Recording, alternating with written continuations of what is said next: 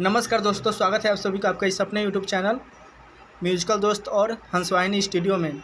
दोस्तों आज के इस वीडियो में हम लेकर आए हैं बहुत ही सुंदर बेवफाई सॉन्ग। तो दोस्तों वीडियो को शुरू से लेकर अंत तक देखिएगा और अगर इस चैनल पर नए हैं तो चैनल को सब्सक्राइब कर लीजिएगा।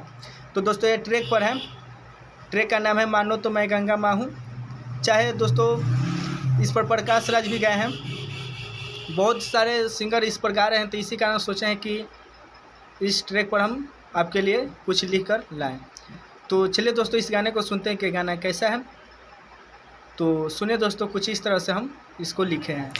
तो देखिए दोस्तों, मुखरा कुछ इस तरह से है कि छोड़ के गई लेते जब से रे रियावा, रोज रोतानी धोए के तकियावा, कि छोड़ के गई लेते जब से रे रियावा, रोज रोतानी धोए के तकियावा, हमारा प्यार में दे के धोखा, हमारा प्यार में दे के धोखा, खुश बारत पाई के पियावा, छोड़ के गई लेते जब से रे रियावा, रोज रोतानी धोई के तकियावा। तो दोस्तों ये था मुखरा। मुझे आशा ना पूरा विश्वास है कि आप लोगों को पसंद आया होगा। तो चलिए दोस्तों अब अंतरा सुनते हैं कि अंतरा किस तरह से है। इससे पहले दोस्तों अभी तक वीडियो को लाइक नहीं किया तो प्लीज़ वीडियो को लाइक कर दीजिए। तो सुने दोस्तों, अंतरा कुछ इस तरह से है कि बड़ी याद आवे बड़ी सतावे कहल मीठी बतिया रे, जब से तू दोसरा के हथवा धइले कटे नाही रतिया रे, घुट घुट के रोज जी,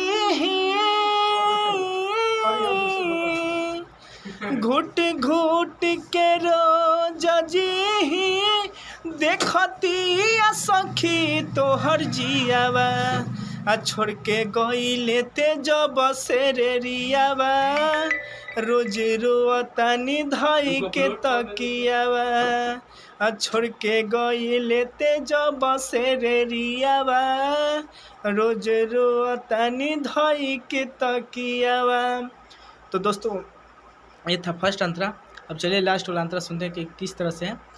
तो सुने दोस्तों कुछ इस तरह से है कि प्यार के हम के पहाड़ा पढ़ा के भूल गईले अमरजीत के पाके रे, एको बेर न सोचलू कैसे रहम तोह के हम भूला के रे, अमित चाहत कुणाल के बहुता,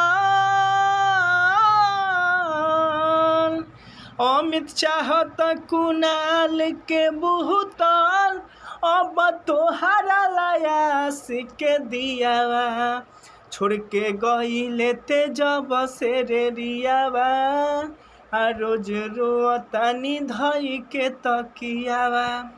तो दोस्तों ये था फुल सॉन्ग। मुझे आशा ना पूरा विश्वास है कि आप लोगों को पसंद आएगा। तो चलिए दोस्तों फिर मिलते हैं अगले वीडियो में।